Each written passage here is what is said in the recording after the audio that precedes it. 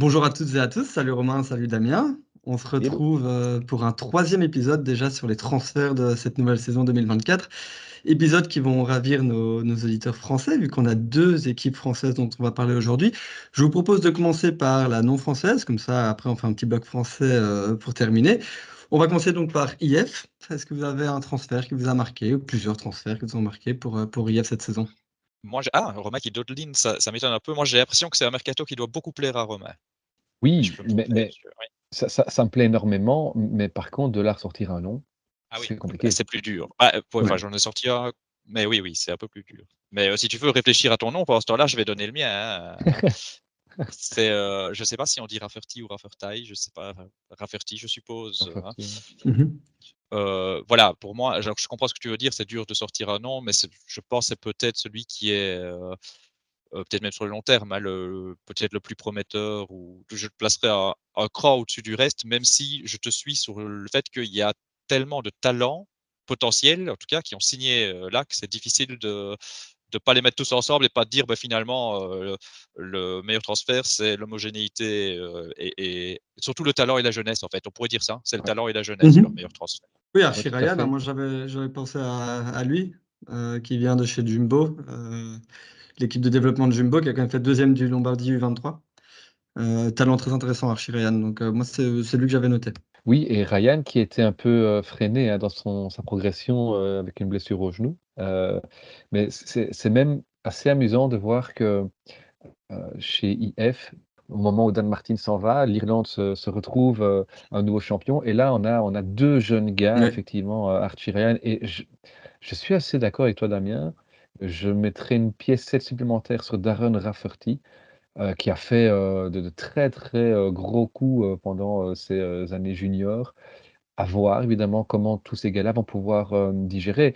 Il y a aussi un autre gars, Lucas Nirurkar, je ne sais plus, je vous avouerai sur, quelle course espagnole, on l'a vu, je pense que c'était le Tour, du côté de Santander, comment on l'appelle encore? Il a Gran changé de nom. Camino. Je Est-ce que c'est le Gran Camino ou un autre? Enfin, peu importe, mais donc, on l'a vu très à son affaire, à rivaliser avec des gars comme Simon Yates ou autres. Alors, c'était évidemment une course de 2-3 jours, c'est pas non plus, une course d'une semaine ou autre, mais donc ce serait intéressant de le voir, se développer. Il y a aussi Jack Rodkin-Gray qui est un autre, une autre jeune promesse du cyclisme britannique et alors il y a Markel Bellocchi, hein, qui est le fils, de Joseba Bellocchi, dont tout le monde se rappelle, en tous les cas, ceux qui ont connu, cette époque-là. C'était le troisième larron derrière Armstrong et Ullrich. Ça aurait dû l'être plus longtemps sans cette fameuse chute Ouais. au Tour de Gap, je ne sais plus non plus le nom du col, mais enfin voilà. Donc c'est vrai, comme tu disais, beaucoup de jeunesse, beaucoup de talent, à voir Et puis si Rick ça va Costa. fonctionner. Et puis Rui Costa, Tu parlais de jeunesse. ouais, Mais Mais- effectivement. avant de parler de Rui Costa, parce qu'on pourrait partir dans les curiosités avec Rui Costa et peut-être même Valgren, enfin j'anticipe un petit peu, mais Ryan, alors tu vois, tu dis que tu es d'accord avec moi sur Rafferty qui est peut-être encore plus à même, mais par contre, moi je le vois comme le meilleur transfert si on voit sur le long terme, mais pour 2024, et d'ailleurs c'est pour ça que je le prends plus dans ma curiosité, et ben j'attends plus Ryan, parce qu'il m'a quand même bien bluffé l'année passée, hein, sur certains trucs. Mhm. Même en dehors de place finale, je pense, et j'ai été voir ses résultats, pourtant c'est pas brillant en termes de résultats bruts, mais je pense qu'il m'avait bluffé sur le Tour du Luxembourg, notamment. Mais je suis plus sûr que c'est sur cette course-là, mais en tout cas, je sais qu'il y a plusieurs occasions sur différentes courses où je l'ai vu, je me dis, ouh, c'est quand même costaud là. Ils ont encore une pépite jusqu'à ce que j'apprenne qu'il partait chez IF. Donc je me demande si pour 2024, en fait, Ryan ne sera pas plus prêt à Peut-être. s'illustrer, alors que Ouais, sur le long ouais, terme, je reste sur possible. Rafferty, en fait. Oui et puis Ryan a le bagage, Jumbo, hein. Ça c'est indéniable. Donc il arrive certainement avec, dans sa progression en tous les cas, une étape, de plus franchie que tous les autres qu'on vient de citer, effectivement. Et alors, donc, Rui Costa ou Valgren, ça vous titille? Moi, je suis juste content, Valgren. C'est même pas que j'ai une vraie curiosité, mais je suis content quand même. Ouais, moi, c'est un coureur que j'aime bien. Après, est-ce qu'on peut le compter vraiment comme transfert? Oui, on peut, mais Ouais, ouais, c'est encore un cas à part. c'est un cas à part. Mais oui, intéressant de le voir revenir. Rui Costa, bon, voilà, il va faire du Rui Costa. C'est un transfert intéressant pour toutes les équipes, mais moi ça me parle pas. Et voilà, mais ouais, je préfère, voilà, je suis plus hypé par un Archie Ryan que par Rui Costa.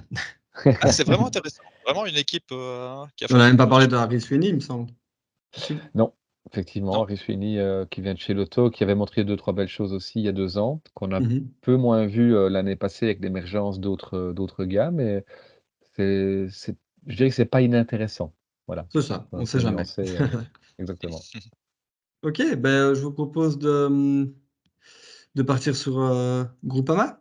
Moi, je veux Groupama. bien parce que c'est vrai que c'est une équipe, dont on a beaucoup parlé en termes de transfert l'année passée. Rappelez-vous, il y a pas de Mhm. transfert. C'était que des gars qui Oui. venaient de l'équipe développement, hein, à peu de choses près et on a vu, on l'avait d'ailleurs dit aussi dans le petit plateau, il fallait pas être devin, hein, mais on l'avait dit, Romain Grégoire, Lenny Martinez, c'est peut-être ce que le cyclisme français a de meilleur à offrir dans les années à venir et donc c'était un pari de la part de Marc Madiot de se dire: «On va faire confiance à cette jeunesse». Paris qui est, je suis convaincu, est en train de réussir, hein, et donc c'est à la fois, intéressant et peut-être aussi un peu interpellant, je trouve, le mercato de cette année-ci, où, on va rechercher, en fait, de nouveau quelques petits jeunes, mais aussi des gars un peu plus aguerris. Bon, on sait qu'on a perdu Desmar, on sait qu'on a perdu l'idole, évidemment Thibaut Pinot. On sait aussi qu'on ne pouvait pas remplacer Pinot par un coureur de même qualité, tout en ayant cette, dimension, française ou en tous les cas qui passait bien avec la Groupama. Donc je trouve le mercato global de Groupama, de nouveau qui n'est pas inintéressant, mais j'attendrai de voir ce que ça va donner concrètement sur le terrain. Mais moi, je trouve qu'ils font alors, effectivement, on jugera plus tard. J'ai l'impression qu'ils misent beaucoup, beaucoup, beaucoup sur les talents qui sont montés l'année passée Oui, et ils vont devoir répondre présent parce que l'air de rien, c'est Pinot, c'est Desmar qui est parti en cours de saison, c'est Armirail, c'est quand même pas rien. Storer était pas en grande réussite, mais c'était quand même un mec, qui à la base pouvait faire des coups. Donc je veux dire, c'est quand même un bel exode et quand on voit les mecs qui arrivent, sur le terrain, ça donne l'impression que c'est un mercato total perdant. Sauf qu'effectivement, on ne doit pas oublier et perdre de vue que les jeunes qui ont commencé l'année passée, là, ils ont une année dans les jambes, donc ils ont eu le temps de s'aguerrir. Donc finalement, est-ce que le mercato de Groupama, c'est pas toujours, le mercato de l'année passée, en Tout à prolongation, fait. je vais dire, exact. et là, ça En fait, ça peut être bien, hein, s'ils assument, hein. quand tu vois les noms là qu'ils ont recrutés cette année, il n'y a pas de mauvais transfert. Non. Mais il n'y a pas de nom retentissant. Et voilà, je suis tout à fait d'accord avec vous.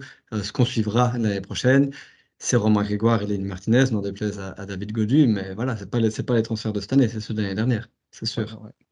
Avec quand même deux trois noms, hein, un Matthew Walsh, par Ouais. exemple, sera très intéressant de voir ce qu'il, en tous les cas, les cartes qu'il va recevoir chez Groupama. Parce que donc le gars vient de chez Bora, peu l'occasion de s'illustrer, mais lorsqu'il a eu l'occasion, il s'est illustré. Donc la Mhm. Groupama perd des marques pour, l'Esprint Massif, mais avec Walsh, on a là un gars, qui est aussi une petite bombe et qui pourrait, pourquoi pas, aller se mêler au sprint. Ce qui va être très intéressant, je trouve, de voir au niveau de la Groupama, on vient d'évoquer donc effectivement 2 noms qui sortent du lot, c'est Grégoire et c'est Martinez.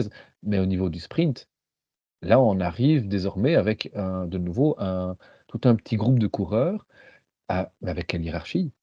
Qui va partir avec le lead, de se dire: «Ben, voilà, c'est moi qui suis le sprinter numéro 1 de la Groupama cette année». J'en vois pas. J'en vois pas et c'est donc ça qui est peut-être C'est clair. intéressant et la curiosité, je dirais, de cette année-ci, c'est effectivement de voir dans quelle mesure les nouveaux ici vont venir épauler ceux qui sont déjà là. Parce que comme tu disais Damien, je suis assez d'accord, à Groupama, on est un peu sur la suite de l'année passée, en fait, au niveau du mercato.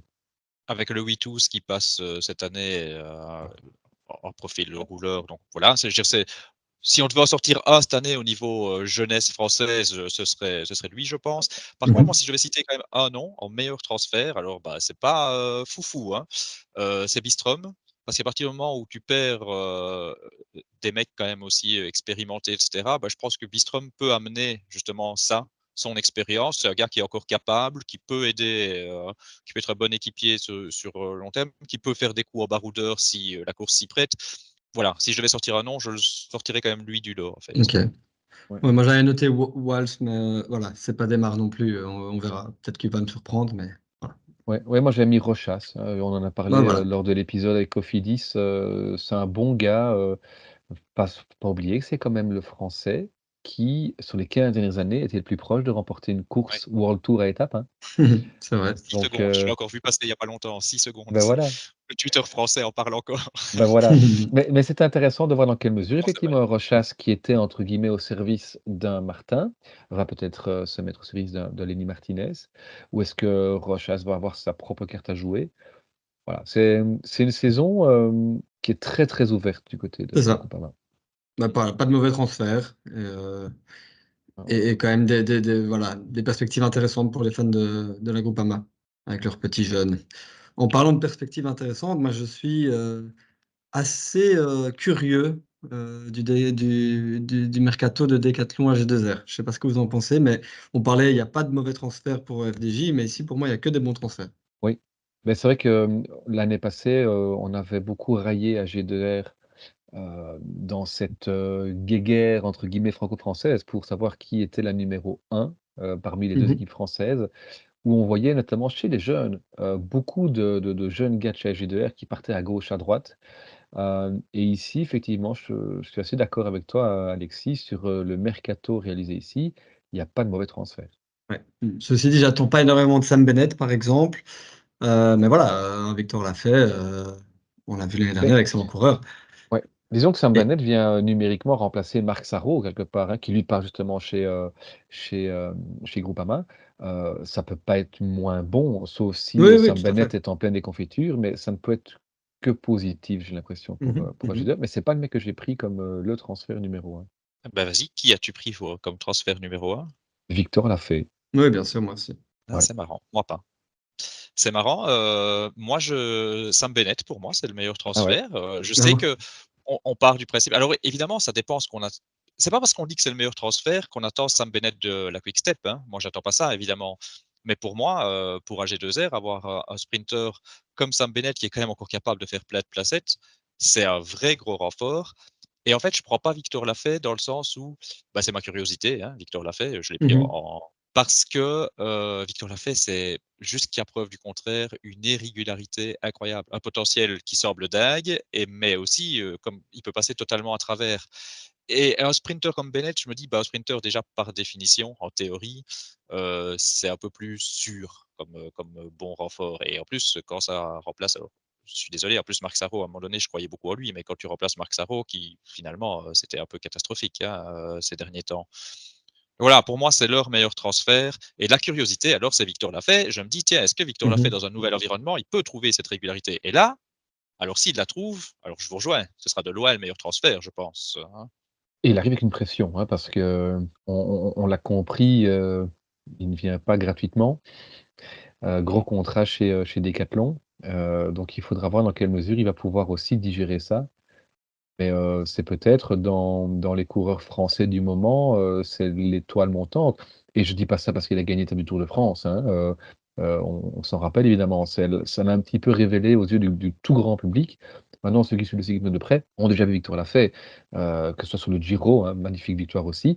Moi je crois que c'est quelqu'un qui peut briller sur plein de parcours différents et effectivement, il y a ce côté de régularité. Là, il commence à arriver à un âge où il doit prendre de la bouteille, il doit prendre de la régularité.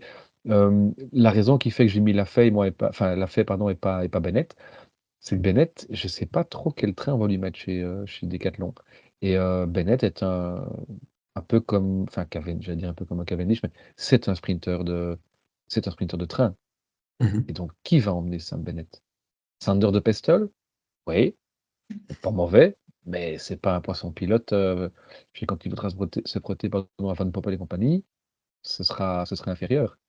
Dries de Bont, pour moi, Dries de Bont vient davantage épauler sur, des courses plutôt flandriennes ou autres. Ouais. Donc honnêtement, je sais pas trop. C'est pour ça que moi j'ai mis Bennett en curiosité justement. Tu vois, on Ouais. se complète bien quelque part, hein. Oui, oui, c'est quand même c'est marrant. Moi, je crois que de bonne, c'est peut-être pas incompatible les 2 en fait. Il Ouais. peut avoir faire aussi, faire partie du train tout en, ayant sa carte sur d'autres terrains. Oui, c'est vrai, pendant que tu parlais, je suis quand même allé voir l'équipe, l'effectif au complet. C'est vrai qu'il y a un petit manque peut-être là quand même, tu as raison. Ouais, c'est pas forcément dans l'ADN de l'équipe, c'est pour ça que j'en attends plus même d'un Dries de Bont. Je suis assez curieux, d'un Armirail aussi, même si, j'en attends pas grand-chose et c'est pour ça que moi, pour la Fate, c'est peut-être le plus intéressant, celui qui est le plus à même d'aller gagner parce que n'oublions pas, il a quand même battu, Wout van Aert sur le Tour de France et même si Wout van Aert fait souvent 2e, généralement celui qui est devant lui, c'est un coureur de classe mondiale donc à lui de nous prouver qu'il en fait partie. Ah ouais, mais et ce jour-là, parce qu'on dit on dit pas ça, pour ça. Non, on dit pas ça pour ça, mais ce jour-là confirme quand même, heu, il y avait que du beau monde, hein. Je Ah, veux c'est dire clair. là, ça a quand Ah, c'est même montré, costaud. tu pas là par hasard. C'est Non. pas possible, c'est pas un coup Non, de chance, tu pas là par hasard et sur la flèche wallonne, il est souvent bon aussi et ouais, par contre, alors oui, ce sera pas le meilleur transfert, mais Bruno Armirail, je trouve ça super intéressant. Ouais. exactement. Il va être revanchard, ça c'est une évidence. Oui et en fait, il aura peut-être ses possibilités et même comme équipier, c'est quand même assez bon, pour des mecs comme, je sais pas, comme Ben O'Connor ou comme, Gall ou, il sait entre guillemets «un peu tout faire». Il roule bien, mais Oui, il hein. monte bien aussi, donc c'est vraiment un mec intéressant, hein. Ouais, ouais, Sur ce un grand super transfert. lieutenant effectivement pour sur le Tour de France, hein. On a déjà eu cette, discussion-là l'année passée, notamment pour le Tour de France. Je n'ai jamais compris comment pouvait, se passer d'un Armirail, sur le Tour de France. Mais bon Mmh mh. voilà, c'est en tout cas dans la Groupama de l'année passée, hein. Et ben voilà, est-ce qu'il y a encore un nom dont vous voulez parler? Je pense qu'on a fait le tour, hein, plus ou moins, des transferts de la Groupama, pardon, Beh, de la G2R cette saison. ouais, si on voulait peut-être encore juste rajouter un nom, c'est nouveau, c'est quelqu'un qui est arrivé là-bas en début de saison, hein, l'année dernière déjà, mais c'était Franck Bonamour. On en disait le plus grand bien. On l'a pas vu, très sincèrement, moi je l'ai pas vu. Il y a eu évidemment toute l'affaire BNB à devoir digérer. Mais donc ici, avec une première saison dans les pattes dans sa nouvelle équipe, faudra voir si on retrouve le Franck Bonamour d'il y a 2 ans et ça peut être très intéressant aussi. Ouais, voilà, donc Jalzer qui s'est renforcé, dans tous les secteurs. Ils ont des choses à prouver. Ils ont eu voilà, peut-être qu'ils vont nous surprendre cette année, nous faire vibrer, on verra, on l'espère.